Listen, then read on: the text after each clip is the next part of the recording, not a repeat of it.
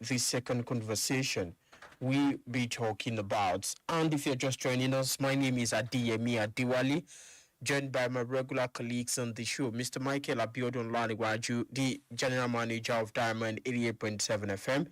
Mr. Abiodun, seated next to him is Mr. Kiwomi Abiodun. In that order, also is Mr. Abayomi Adeniji and also Alhaji Akinlulu Abayomi.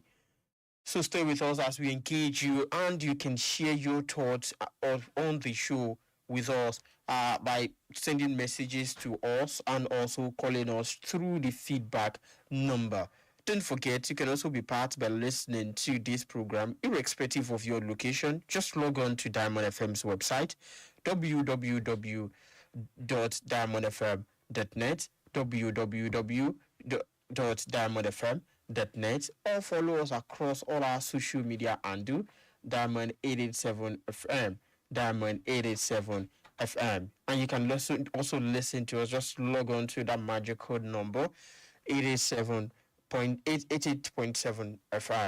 88.7 FM. You can also watch us live on YouTube, Diamond 887, Diamond 887. Good morning to the listener. Good morning to Quarant. Good morning to Nigeria. Good morning to my fellow colleague in the studio. Let's start with Mao. Good morning to you, Mao. Good morning to our listeners all over the world. Good morning to Anchorman. Good morning, Mr. Ake. Good morning, and it's happy to be here again. Alhaji Abayomi. Good morning. Good morning, the Anchorman. Our people at home. Good morning. Good morning, Mr. Bayomi. It's another wonderful edition of the show this week. And while I'm saluting everybody, I want to say thank you very much for having me in your ultra-modern state-of-the-art studio. And again, Ramadan Kareem to our Muslim brothers and also to our Christian faithfuls who are also observing the Lenten season, which is currently ongoing. But let's start.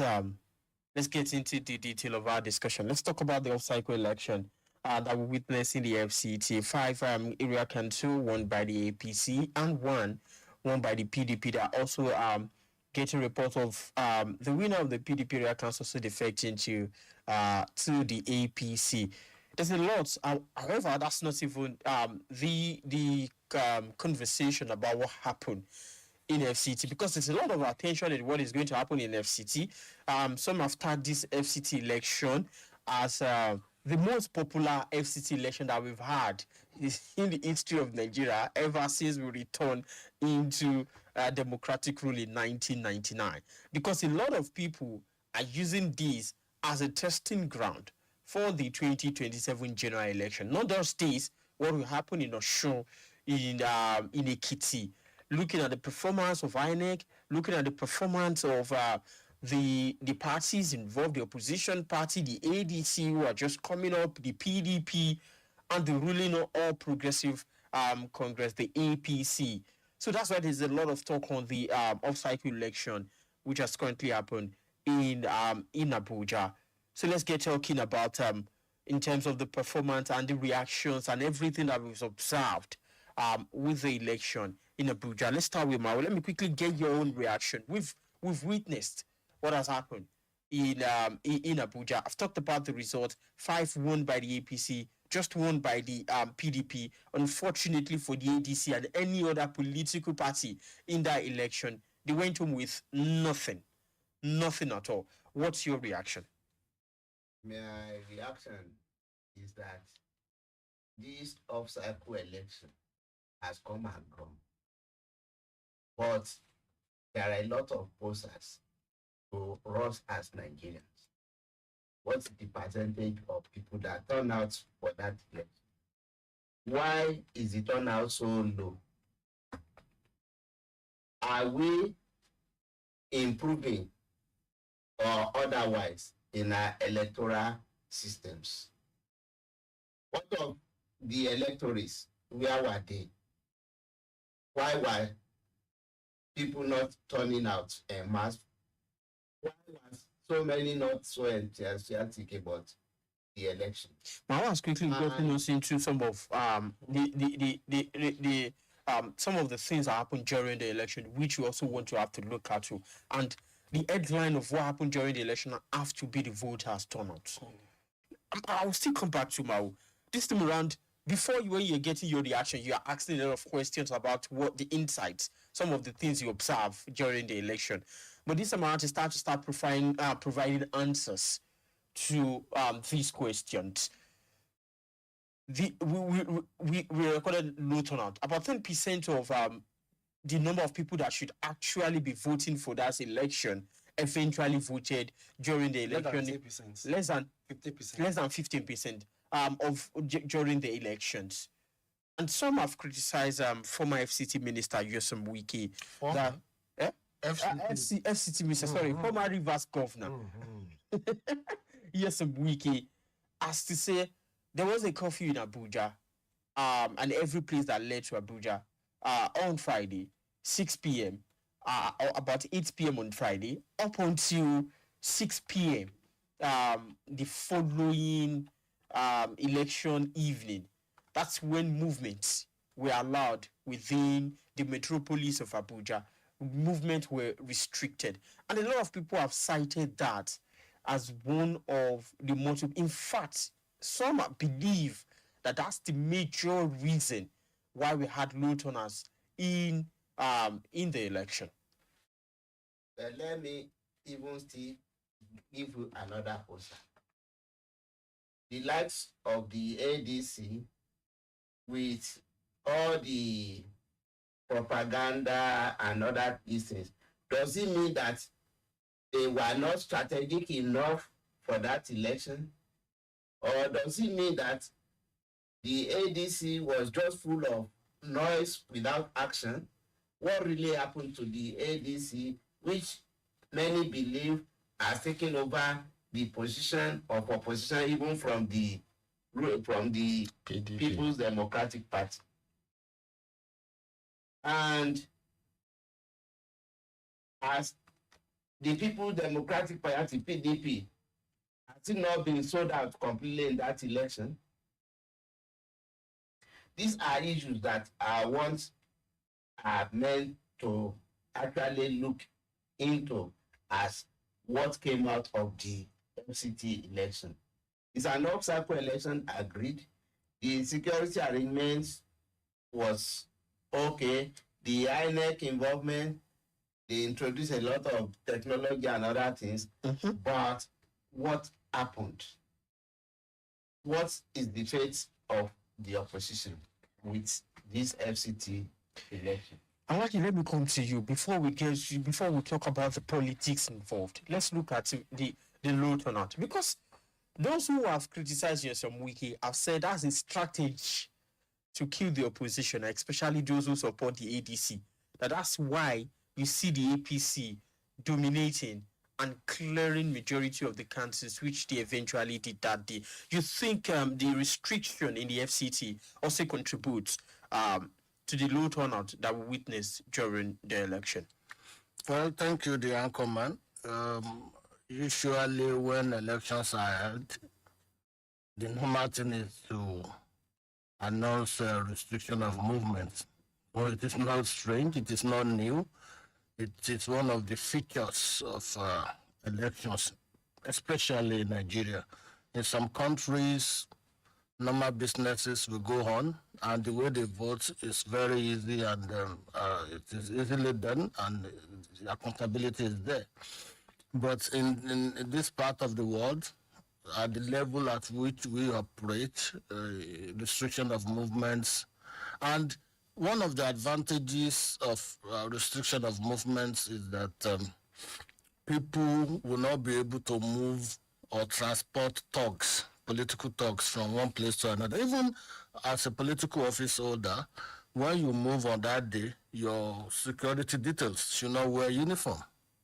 That is one of the rules. So it's not there's nothing unusual about what he did. So, and I disagree with those who are having the opinion that it was that actually led to low voter turnout. I disagree with that. Let me come in there, Because their own argument is quite simple. What we know about election and restriction of movement is always about, let me say, 6 o'clock in the morning to probably 6 in the evening on that day. But majority of them have said those restrictions started a day before, in the evening on a Friday. So even if you are living in Abuja and you want to enter Abuja from, let's say, Maraba or Nasarawa State, areas within Abuja, it's quite difficult to get into Abuja. Well, like I said earlier, I still stand on that. And I've covered elections in Osun State, Ekiti State, and usually from Friday 6 p.m. there will be restriction of movement. So it is nothing. It was nothing unusual, and he has actually done what he should do. Well, coming to the main issue, you see, it is unfortunate that in this country we have presented, shown, and demonstrated that we're not serious at all. We are not serious-minded people. And unfortunately, the people who are leading us and those who are also in the opposition, I mean the politicians, they are the ones causing problem for us. They generate necessary attention for something that is not worth it. You see, we're talking about local government elections in FCT. Why is this special? In other states, the electoral body at the state level will conduct it. But this one is the only thing that is a unique feature about it is the fact that it is the national electoral body that will conduct the election. And elections have been held, local government elections have been held. But this one, I don't know why they all became Babasala and began to entertain us. And you see, they like doing things that will take away attention from their minuses and the misgovernance that is evident everywhere. But be that as it may, I will start with the opposition, because the opposition started it by going there with the likes of Obi and Dalalong and others. Then that led to the idea of the APC, the ruling party, coming up with the idea of having a committee to to monitor things and get things done for the party. And we had governors getting deployed to the FCT for local government elections. It's unfortunate that I don't blame the governors. You see, it is even a privilege that your party were of a considered opinion that you are the one that can get this thing done for us. So it was a privilege. I'm not blaming the governors that were asked to, move to Abuja to get things done for the party. It was not in any way their fault. In fact, it was a very special honor that the party considered them worthy to be given that assignment. But the people, I blame the politicians generally. I blame the politicians generally, because what we should be focusing attention. The opposition. What you're saying in a nutshell is the noise around the FCT election. You do not think that we should have this sort of noise that is just a mere local government election? It is unnecessary. It's not, like I said earlier, our politicians, Nigerian politicians have become... So in the way you see it, you do not think that is a measure of the strength of all the parties involved? At all. Not at all. Not at all. And I will give you an instance. Since 1938, the midterm elections that are held in the United States of America, the party that the president belongs to always lose ground. But we've been having the successive president getting elected, apart from President Trump, who lost the election and later came back. You see, in an election, especially some of the residents of Abuja may not even know the local government headquarters unless they want to go and collect birth certificate or this certificate that they need, tax or anything. Some of them may not even know the chairman, but they know Tinubu, they know Wike, because those are the people that they believe are handling things on behalf of the country. Majority of Nigerians don't even know who their councillors are. They don't know who the local government chairmen are. So the point is, local government elections are the government at the third tier level have been killed systematically. What we have is just that, like, we are the appointees of either the governor or the FCT minister in the case we're talking about now. So it is unnecessary, because the fact that somebody, like you were saying, they said, okay, out of 6, APC wants 5, PDP, that PDP is also APC in court. You understand? And so it's a way of just trying to take people's attention away from the problems Nigerians are facing. Mr. Bayomi, you seem to be nodding your head when Elijah was talking, but some people will tell you, probably some from the ruling party, that if ADC had won the large number that APC had won, we will not be here putting down the strength of the election, just like Elijah have done. We will not be saying that it's inconsequential or unnecessary. We will have been looking at it that it shows the strength of the ADC, because those in the APC see it as that we, in terms of the locals, that we are more popular within the locals coming into 2027. You see, the turnout of this election, according to electoral historians, is the best that we have ever seen in the FCT. The more than 85% of voters, compared to several years before. Yes. The average has been like 9% turnout of registered voters coming out to vote in FCT local government elections. So this one is like 14 point something percent that came out. Almost 50%. So by what has been happening in the past, this is a good one for the FCT. And like Elijah Abayomi said, many people in the FCT, residents in the FCT, don't know which local government they fall into. Because the most important thing for them is, if it's not that you want to set up maybe a poultry or a slaughterhouse, or you want to maybe you want to do transport business. Otherwise, you don't really have much business with the local government councils, or you want to run a market store of a bus or lodger. Because let's not forget, the fundamental functions of local government are markets, slaughterhouses, motor parks, and local transport. I know there are some others, but essentially those are really it. So, and to me, I would have thought that the ADC as a political party would understand, because I think Nigerians since Ibrahim Babangida know that all politics is local. So you must start from your locality. So I would have thought that the ADC would have been able to make a lot of local mobilization. One of their members of the ADC, I saw one of the ADC campaigns, all they were doing was insulting the president and Wiki. They were not talking about what they were going to do. I remember specifically, it was a former senator. He was talking about that the president went to go and give somebody in France a national award of Nigeria. What relevance is that to their election? So we need to, so the political parties must understand that all politics is local. The other day we were talking about Oshun, Demola Adeleke. In a week, I think he will enter Ede 5 times, if not more. Because fundamentally, his priority is that Ede Zone, Ede Ede North, Ede South.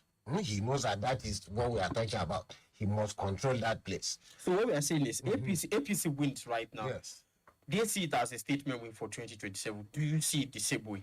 That if we are popular among the locals in Abuja, that means that when you look at every other state and every other local government in Nigeria, we have about 774. That means, and if you are popular in all those 774 local government, it means President Bola Ahmed Tinubu should be returning if we do the mathematics in terms of number. Let us leave Tinubu first. You see, 1 year is a very long time in politics. And like Alaji also said, the only difference between this and other local government elections is that it is conducted by INEC. And it's a huge difference because it's what we've been clamoring for about local government election. Breathing a bit of accountability into it. You see, Abuja experience a special status as a state. but that is what I wanted to say. The status of Abuja within the Constitution of Nigeria is special. Even in the 1979 Constitution, there was State Electoral Commission. If the collectivity of Nigerian states decide that they want to be fraudulent, then that is their business. Do you understand? Because I believe that I don't think INEC should be conducting local government election in states. In my opinion, we will simply be overburdening INEC.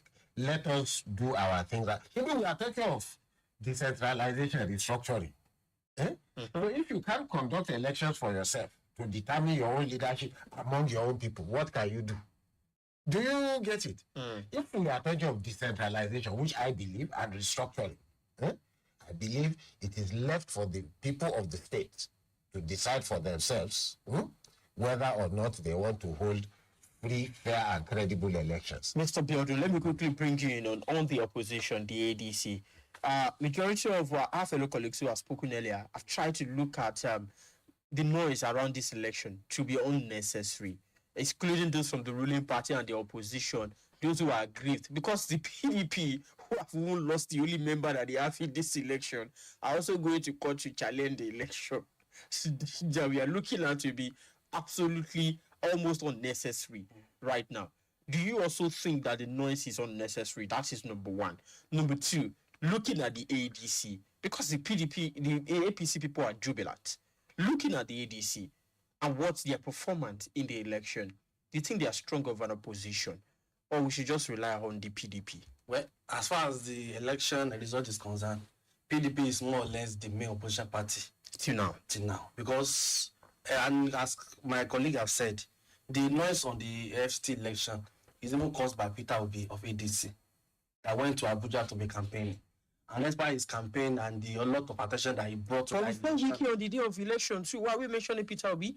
On the day of election, Wiki also moved around on the day of election. It's the SC minister. It's like we're having a government election in Kwara State. You do not expect the governor of Kwara State to be moving around. I cannot remember recollecting. He Governor was in his police booth. I was in the police booth on that election. He Yeah, can't. he will vote on his polling booth. Definitely. So, saying weekend, And the NCT minister do not have a polling booth in Abuja. but he has to It's manage. from If Rivers. anything happen, it will be at the stable as the FT minister, because as far as Nigeria is concerned, he's the normal security officer of Abuja. So moving around for him at least is not out of place. He's landlord. He's the landlord of Abuja. And if you have seen any governor moving around that day, that's not how FCA I will have blamed the person. But as far as Wike is concerned, he's have the right to move around. But the attention of ADC, moving them before the election, I think they are the one that even brought the attention. So on social media, there are a lot of attention. But not that attention, the local community don't feel the impact of this the way I've seen it. Because there are even some polling units where they don't have agent at all. So it means that the ADC have a long way to go. Just like the same thing that happened to the Labour Party. Even in the in that election. election, yes, most of the polling units I went to did not have polling agent at all. So I think in that regard, so that the ADC will not make the same mistake the party made during the last election, I think they should be more local about their election. So make sure that they are present in all the local government wards that we have all over the country. I think that alone will even give them the chance of even challenging the APC. Because I think that there are those that are any ward in Nigeria where you don't have the presence of APC and PDP. I think ADC should work on that and make sure that they have local presence. So they translate the social media presence to local presence. And I think they should more sure that they mobilize the youth more in make sure that they participate in our democracy. Because with this turnout, though it's still the highest in the history of the FCT election, as far as concerned, it's still below par. That means Very much below. less than 50%. That means a lot of people are not aware of that election, and maybe they don't. No, they are not interested. Maybe they are not interested, and it's normal based on the city cast nature of Abuja. Many of people don't even concern about local government. They are there to deal with either private company or even the federal government. So that one is understood. But at least as we are preparing for the next election, I believe the opposition party have a long way to go in mobilizing people in the local area because election and politics is more local. To the listener, I would like to get your own reaction on the FCT local country election just concluded. You think the noise around it is unnecessary? You think APC winning the election says a lot about their chances and their strength ahead of the 2027 general election? And ADC performing woefully, does it also speaks a lot about their strength of challenging President Bola Ahmed Tinubu during the 2027 general election, which we do not know right now what date is eventually going to happen if the National Assembly is going to change given to us by INEC. You can call in 0913-655-6952. That's the number to call, 0913-655-6952. WhatsApp is 0913-655-6864. Hello, good morning. Your name and where you're calling from? Good morning. Your name and where you're calling from? I'm Bamidele. I'm calling from Oka. Good morning to you. That excuse that you affected the performance of any party of any. If there is everybody there, was it that they allow only EPP supporters to come today? That's what I'm telling you. Then I've been saying we don't have opposition parties yet. We have opposition individuals. In that election, the only local government ABC campaign most was brother. And how did they campaign? Obi went separately. Atiku went separately. And maybe Amechi, I couldn't remember. Went separately. Which means they are not even going to campaign for the candidate. Rather, they are going to be when they are to campaign for themselves to emerge as presidential candidates. The only thing that surprised me, which is still surprised tomorrow, INEC has not been accepting PDP candidates in Osun. So why did they accept this one? That's the only question I want somebody to answer. God bless you. Thank you very much, Mr. Bamidele Gift, for your opinion. But before we come into your question, let's take this message on WhatsApp. 2027 election. Low turnout of prospective voters indicates citizens ready for online voting options. INEC should consider using GSM phones as one of the options for the 2027 general election. It will reduce stress and cost of conducting the 2027 elections. The computer system leaves a digital footprint. Once a message is generated, it is trackable. Thank you very much, Mr. Bamidele Gift from Oru. Thank you for your message. Please, when you send in your messages on the show on WhatsApp, 0913-655-6864. Let's ensure we make it very short and precise. Hello, good morning. Your name and where you're calling from? Good morning, Mr. Godwin. Yes, sir. God bless you all. Good morning. My God bless partner, you. God bless you all. Good morning. We are fighting for the same goal, all of us are Nigerians. Look at the past election. Let Abiola, very neat. No religion, no tribalism, no secularism, nothing whatsoever. We voted according to our wish and love. The same thing supposed to happen now. Today, I don't know my local government chairman. Even councillor, I don't know him or her. Policy without bitterness. It's only one that can save us. It's a pity for this nation. I said it the other day that what is happening in Nigeria now is a state of event. Nobody knows where it will end. Let us wait and see. In 1927, we can't predict now because people are very wavy. You can't trust people. Let us wait and see. What I'm asking for is security. For God's sake, security. Take care of it. Thank you. Let's wait and see for election 1927. God bless you all. Thank you. For that journey. Thank you very much, Mr. Godwin, for your contribution. Security, that's what we'll be discussing next. Anybody have anything to say about the question that the explanation one can give about why the acceptance of PDP candidate in the FCT was that, the electoral law before its amendment give room to about 360 days, which has now been amended to 300 days. And before the crisis in the PDP festers to this level, the names might have been submitted earlier when Anyanwu was still the national secretary. And Elias Damagun was still the national chairman. Definitely, it was when the crisis in the PDP first started to cut and counter-cut injunctions and all these things that really caught the candidates in Ekiti Osun now in the web. Thank you very much. Well, I think our next debate will to explain that because the crisis in PDP has been long for more than 2 years. No, you see, let me. So then the issue of voting on the phone, I think that's already late for this coming election because the electoral act has already been signed. So maybe we should campaign that personally, one election. No, personally, I think before we even talk about that, Nigeria needs to develop in a lot of things. I can remember there was a time I was in school that even my school did SCG election in that place. I knew a lot of students who were literally coming to me, students at home, and just say, you know what, just log in with your matric number, just vote and just leave, just log in, vote and leave.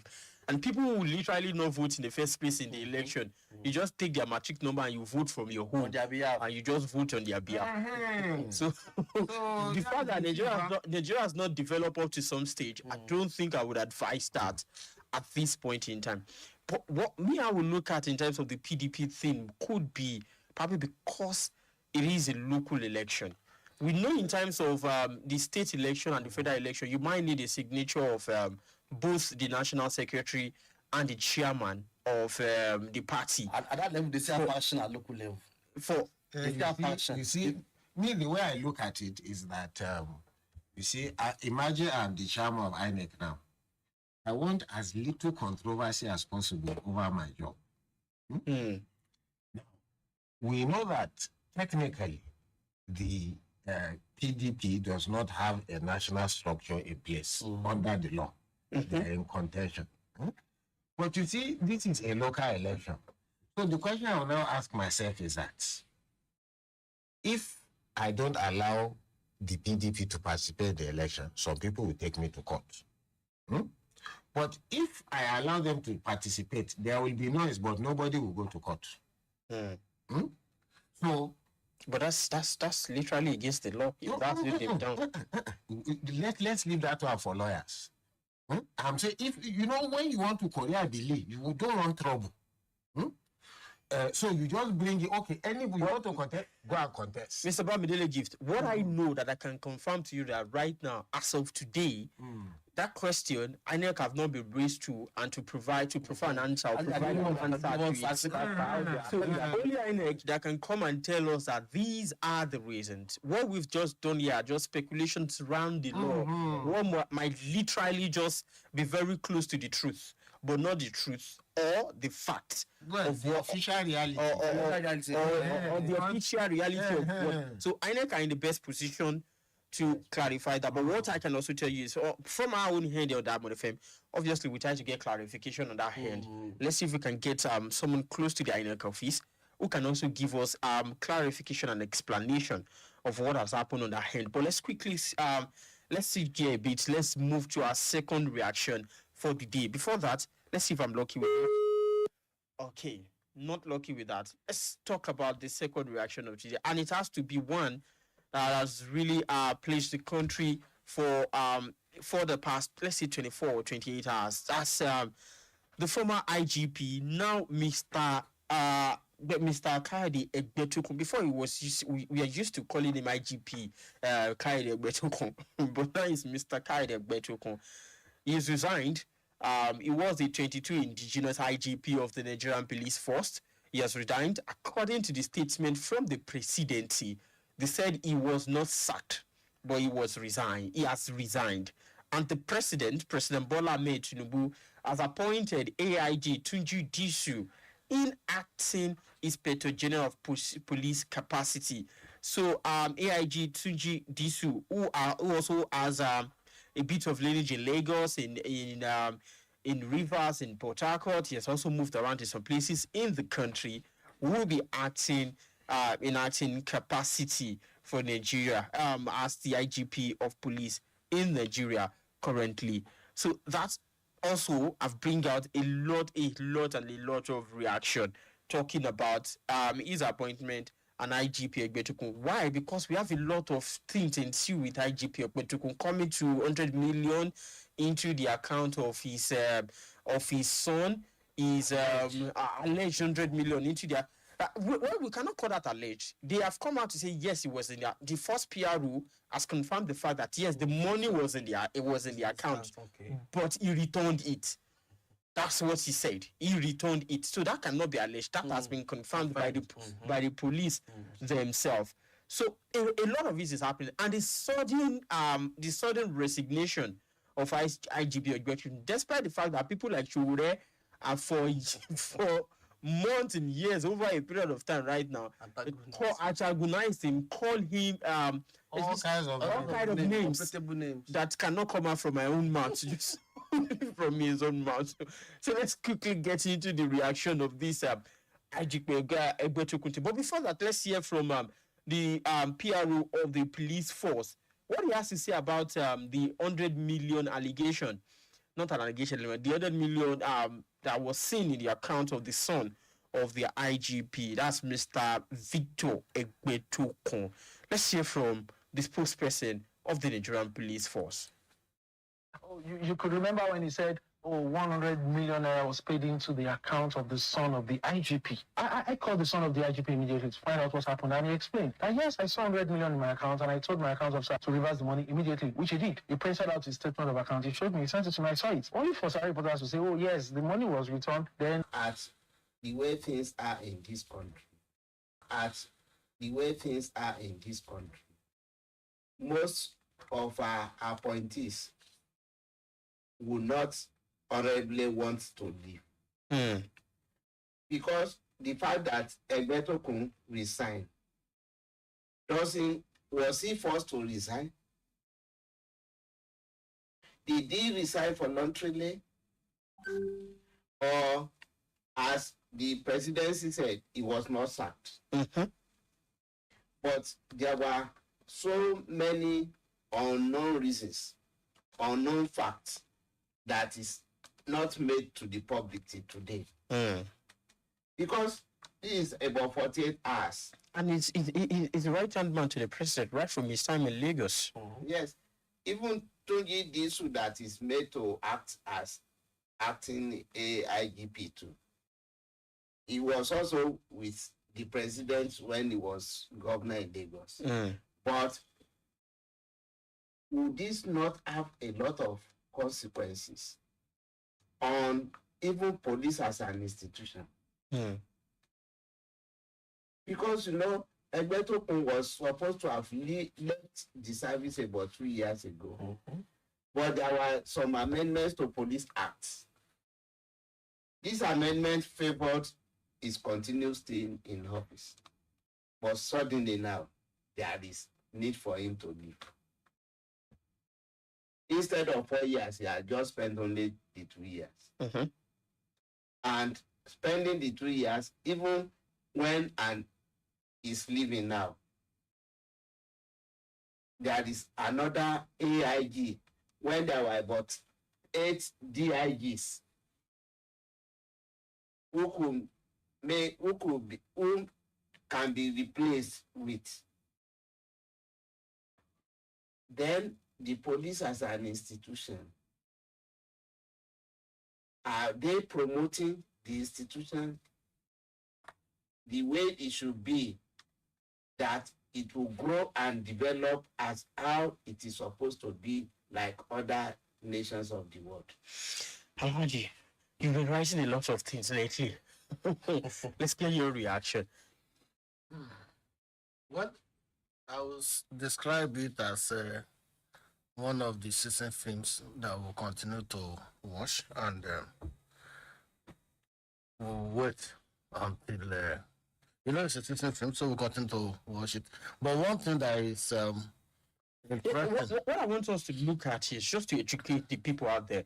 I'm not in a position to look at what is not clear to us, but just look around it. We've heard a lot of reports around it saying the money is supposed to be for security vote for Anambra that landed into his account, and he has said he has reversed it. Security vote for a state, does it get to the police force? You see, that's like I was trying to establish my point. You see, the thing is this: unless we want to deceive ourselves, the police IG, every state government want to be a friend, and there is an unspoken arrangement, understanding that look, okay, we will be giving you, and so it's normal, it's not unusual. And security, when they say security vote for a state, they are just trying to misinform the public. It could be that that state government may have an arrangement that, okay, we'll be giving you, or something like that. But until, the investigation is done and we have the report. So, one thing that is very clear, he must have done something that made him earn the odium of the president. Saying he resigned from his position would just be a way of saving his face. He must have been sacked. Because somebody that ought to have left, if it is about turning 60, he already turned 60. If it's about 35 years in service, he has already spent above that. But the president, in his own wisdom, decided to retain him. Why would the music change suddenly? Apparently, he must have done something that made him earn the odium of the president. And one thing that is unique, that is somehow interesting too, is that the president has found it convenient to always choose from his courtyard. Egbetokun was the CSO, as governor of Lagos State. Disu was his ADC. So, and meaning that the president is not in any way ready to lose guard in respect of security. He wants somebody that he can trust with the mandate. Look, go and get this thing done. We want we want the criminals so place rooted out. He wants somebody who can deliver. He wants somebody that has been tested and trusted. Could this also be in line with the recent insecurity reports that we've heard in Kwara and some part of the country, just after the president have declared state of emergency? Yes, honestly speaking, this is a personal opinion. For me, as the president, I wouldn't have served Egbetokun. And I'll give you reasons. Take it or leave it. Egbetokun has served as IG for almost 3 years now, right? 2 or 3 years. And now D2 is just coming, and they will start to learn, because it's different. It's a different ball game when you operate within than seeing things from outside. No, he's also part of, at least I think for the first year, he was a PSO of the Egbetokun administration. Even if it was the DIG, there is no way you could have compared it with somebody who was the IG. The box stops with him. So Egbetokun has already learned certain things by the virtue of his office. I would have personal opinion. Whatever he had done, they may have overlooked it and allow him to stay and conduct the presidential election, because we have the presidential election 2027, and this year. So the recent measures taken in respect of the fight against insecurity, this is a new person again. And it will now start, and one thing that is very, very important, even twins, the way they will look at issues will be different. The former IG may have felt to this is where Army was already pursuing it. The new person coming want to have a new idea. Maybe a professor of criminology was advising IG from IG. Another professor was like, no. Let's look at it from this angle. So that is my own opinion, personal opinion. Elijah, quickly, let's hear from Shura. When I come back from Shura, he get the period of Mr. ADEYEMI. Shura is talking about this tenure controversy that he has always been talking about. And he's saying this because even this new IGP, his tenure will be expiring this year in 48 days. 40 days. It will be 60. He will be due for retirement had he not been appointed IG. No, acting IG. So for him, it's confirmed. I think he has a 4-year tenure. Yes. So let's hear from Shura. I mentioned earlier that Egbetokun was appointed as IGP after he had retired. Tunji has not retired, but he's retiring in April. And it is clear that if he's no longer in the police force, you have to give way. What I know as of now is that he's appointed in acting capacity. That's what I saw in the press release from the presidency yesterday. So we take it for now that he's going to be acting as the IGP of police, while a substantive police IGP will be appointed at the appropriate time. I do not support the law that allows somebody who is no longer in the police force, who's tired and retired, to continue when you have a lot of vibrant policemen.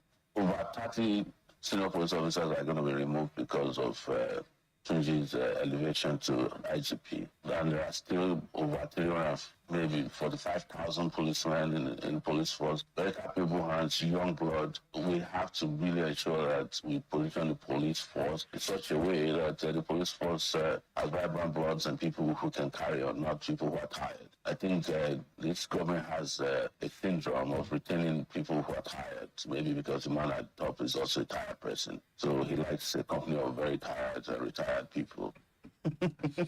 You see, let me say this very quickly. Showore has a way of saying what he feels like saying. Let's try and speak to the issues because that's the issue now. That's the issue. The issue is that Showore is always attacking the police. But you see, whether he likes it or not, the president is within the law. And why I say he likes say anything he like, since Buhari era, SSS, they brought in a retired officer 2 times to be their DG. Osibajo tried to correct it. And he was unable to correct it. The correction he made was thrown away immediately Buhari came back from medical leave. All the service chiefs for the 8 years of Buhari extended beyond their tenure. Custom. In the case of custom, also there is an extension. So why? Ali was not even a custom officer, was retired. You are talking of okay. I'm even talking of the current custom. No, I mean the way yes. Ali was not even a military. In the custom, I think up to 4 or 5 controller generals were brought from outside the custom system at all, beginning from Abacha era. And that former minister from Kebbi, that was the PDP national chairman, I can't remember his name now, Bello Haliru Mohammed. There are quite a number of them. Up to 5 controller general of custom were brought from outside. So I think Egbetokun has an axe to grind with police. Has an axe to grind with police. Boratai, Oleni Shaki, Sadiq, those set of service chiefs. The same thing with Irabo, that set of service chiefs. They too, they spent beyond 35 years. In the case of Irabo, he did not attain the age of 60, but he definitely spent beyond 35 years. I think for me, the same thing. No, the same thing with Christopher Musa. For me, Christopher Musa spent 39 years in uniform. So Showore should leave Nigerian police alone. No, for me, I don't think it's a problem of he has an axe with them. Why did he not talk of SSS? No, that they brought retired officers. Why did he not talk of the Nigerian army, people of defense staff? But it's only police. Egbetokun illegal IG. Before he mentioned Egbetokun one time, he will mention illegal IG 5 times. What for? Let's quickly go back to taking reactions. Our time is really starting. Good morning to everyone in the studio. FPT election may be a reflection of 2027, you mean, election. If opposition parties are not proactive, it is a wake-up call for opposition parties to wake up from their slumber. Engineer Abdul Hakim Uzain from Agbaji. Thank you very much for your reaction. Hello, good morning. Your name and where you're calling from? Good morning, Mr. Rotimi. Quickly, share your contribution. Everybody in the house. Yes, sir. See, my problem is this. We don't have a loyal society leader. That is the problem. When we look at everything, the way things is going, it's not normal. Let us face reality. If you want to have a good government, all this is supposed not to be happening. Like we are saying, the former IG now, or whatever, he has been a guardian to the Mr. President, and he will not come again. We are talking about the story. Leave Omoyele alone too. Omoyele to where sorry. It's a patriotic somebody. He live in America and he live in Nigeria. So he know what is going on about the forces. So he should leave it alone. Let him defend it. Whatever he needs to defend for his life and for Nigeria. So we need to talk about, we need to be patriotic in anything we saw, in anything we do, in anything we do in Nigeria. Because the way the thing is going, for Abuja, I want to tell you something. Please appeal to APC to leave Nigeria alone. They scare them too much. They pressure them too much. They frustrate them too much. So look, everybody will be scared to vote. That's not the reality. That is their problem. And that's what they are doing. And it's not good in a democratic system of government. Thank you very much for your reaction. It thinks the ruling party are scaring the voters for not making their decisions. Thank you very much, Mr. Rotimi from Oro. Good morning, the Ackerman, and the most respected analysts in the house. On Abuja House cycle election, ADC undoubtedly have money, and they believed in a grandstanding display on social media.